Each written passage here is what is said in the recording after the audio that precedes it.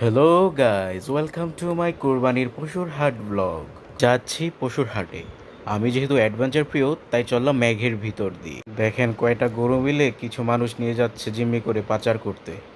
গাড়ির সামনের সিটে মহিলারা বসে, আর এখন গরু। পুরুষরা কি সবসময় ঝুলেই থাকবে? ওই যে দেখুন, ইসরায়েল আর কোকাকোলার সাপোর্টার্স।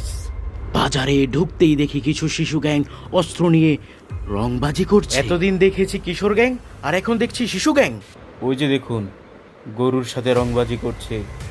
গরু চাঁদা দেয়নি বলে গরুর সাথে হয়রানি খেলছে। তারা বলতেছে, এই চাঁদা দিবি নাকি এলাকার আরো ভাই ব্রাদার নিয়ে আসমু? হায় রে নিরীহ গরু। অন্যদিকে হকি স্টিকের ভয় দেখিয়ে এক নিরীহ মানুষকে দিয়ে ঘাস কাটাচ্ছে শিশু গ্যাং। আমার ক্যামেরা দেখতেই তারা হকি স্টিক লুকিয়ে রাখলো।